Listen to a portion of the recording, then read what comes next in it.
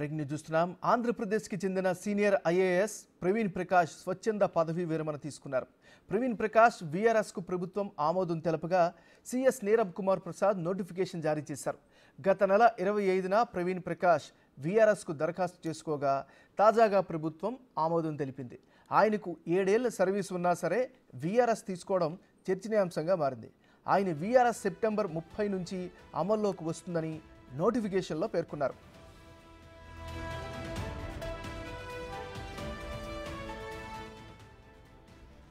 కూటమి అధికారంలోకి వచ్చిన తర్వాత సాధారణ పరిపాలనా శాఖలో రిపోర్ట్ చేయాలని ప్రవీణ్ ప్రకాష్కు ప్రభుత్వం సూచించింది. ప్రవీణ్ ప్రకాష్ వీఆర్ఎస్కు దరఖాస్తు చేయడంలో గందరగోళం సృష్టించారు. ఆయన వీఆర్ఎస్ దరఖాస్తులో సంతకం చేయకుండా డిజిటల్ సంతకం చేశారు. అయితే ఆ సంతకం చెల్లదని ప్రభుత్వం చెప్పడంతో మళ్ళీ దరఖాస్తు చేశారు.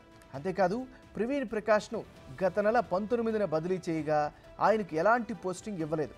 అప్పటి నుంచి ఆయన ఇన్స్టాగ్రామ్లో రీల్స్ కూడా చేశారు. కృష్ణానదీ తీరంలో ఆయన నివాసంలో ఉండే విల్లా, దేవాలయం వద్ద హిందీ పాటలకు అభినయిస్తూ రీల్స్ చేయడం చర్చనీయాంశమైంది.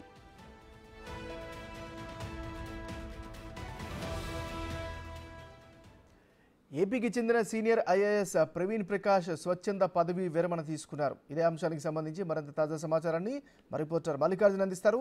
మల్లికార్జున్, చెప్పండి. నాగరాజ్, ఏదైతే ఉందో వైసీపీకి సంబంధించి గత 5 సంవత్సరాల్లో ఇటు పార్టీతో అంతకాగిన ఎవరైతే ఉన్నారో సీనియర్ ఐఏఎస్ అధికారులకు సంబంధించి ఒక్కొక్కరిని కూడా ఈ టీడీపీ ప్రభుత్వం, ఎన్డీఏ ప్రభుత్వం పక్కన పెడుతూ వచ్చింది.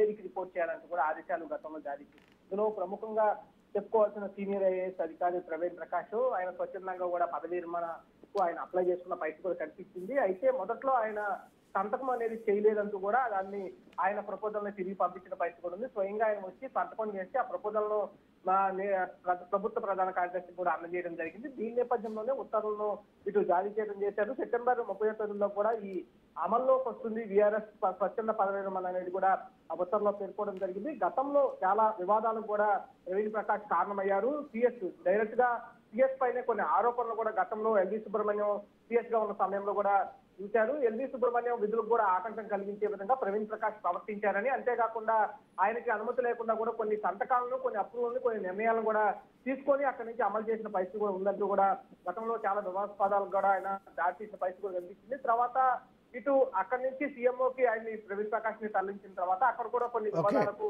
చోటు చేసుకున్నాయి. Thank you Mallikarjun.